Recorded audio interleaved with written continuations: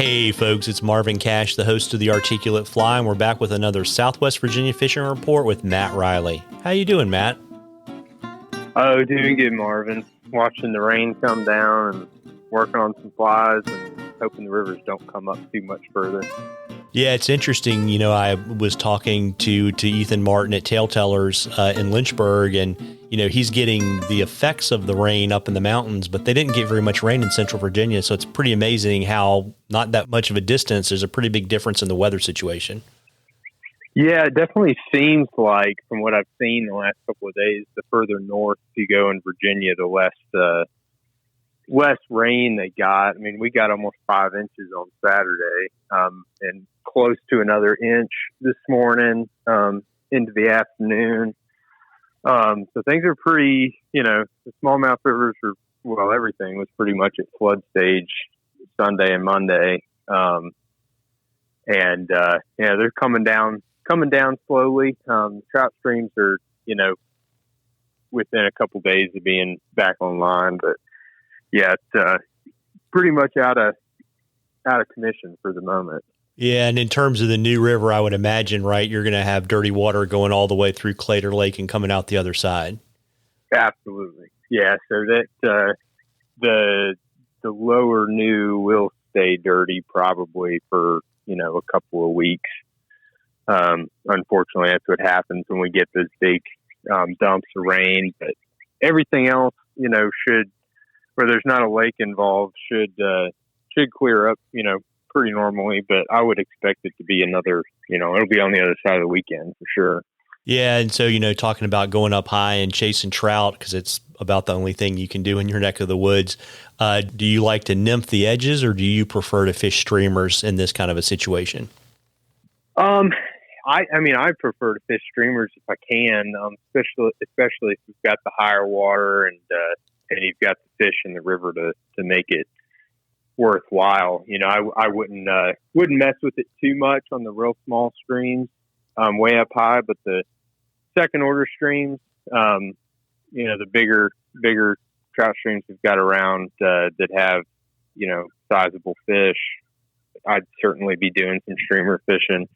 The water warming up, and it's become, you know, pretty good the last couple of weeks, and then certainly, you know, nymph fishing will definitely pick up a lot of fish. I mean, as high as it was, it's, you know, we're already within a couple of days of the trout streams being back, you know, to pretty wadeable, and they should be, you know, definitely fairly clear tomorrow or the next day. So it won't be too crazy up there, particularly the higher up you go. Yeah, and so, you know, how much does that kind of knock back the dry fly action?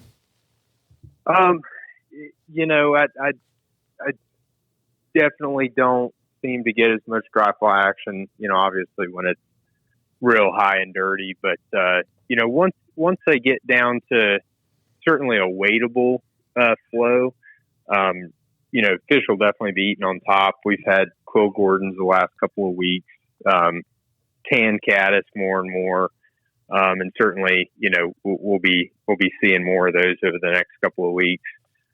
And yeah, I mean, this is kind of prime time for our trout streams here, and the further we get into the spring with warmer weather and everything, you know, we'll have more and more bugs come out, and you know, dry fly fishing will get, you know, really, really viable here within the next month or so. But thankfully, we don't have a whole lot of rain from this point in the next, you know, 5-6 days at least forecasted, and we're actually supposed to get a cold snap here tomorrow. I think our high is about 38 degrees, and it's supposed to be in the 20s, low 20s overnight. But then we're going to warm back up to the mid 70s by the end of the weekend. So I'm thinking next week trout fishing should be back to great, and certainly if you wanted to get out over the Easter weekend, you know, you'll be able to find something up high, probably nymphing, but you know, you go up high enough, you know, you might find some opportunities to do some dry fly fishing. Yeah, there you go. And, folks, we love questions on the articulate fly. You can email them to us or send them to us on our Facebook or Instagram page. If we read your question, I'll send you some articulate fly swag, and we will enter you in a drawing for something cool from Matt at the end of the season. And, Matt, I've always got to ask you, what are you writing right now for the Rural Virginian? Yeah.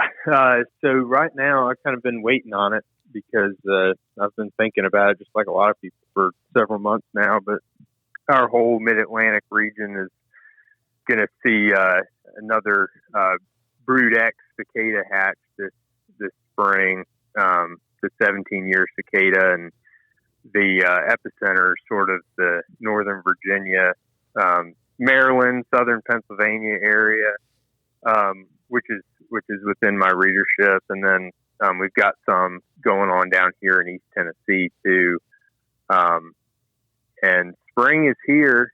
It feels like it's a good ways off, or at least right now it does. But those bugs will be here in another month and a half. So time to start thinking about it as an angler. A lot of the fisheries in those areas will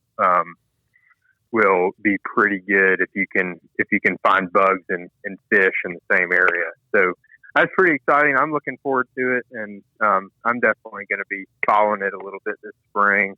So that article will just kind of be a general background and information for the bug and how it's relevant to fly fishermen. Very cool, and I'll drop a link to that in the show notes. And before I let you hop, why don't you let folks no Easter joke there. I just literally didn't mean to do that. But before I let you, I didn't even try. It just comes naturally, folks.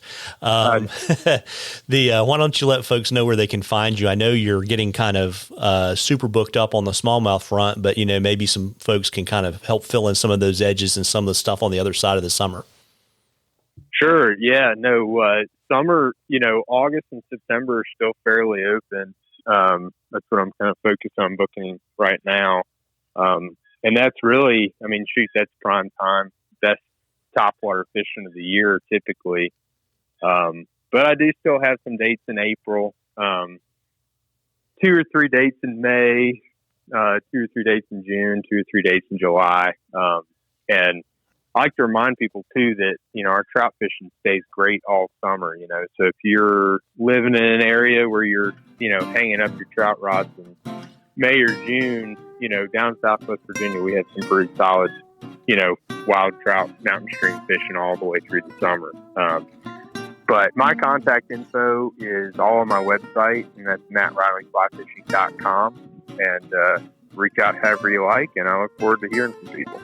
Yeah, well, there you go. And listen, folks, I want to wish all of you a happy Easter, and happy Easter, Matt. All right. Happy Easter, Marvin.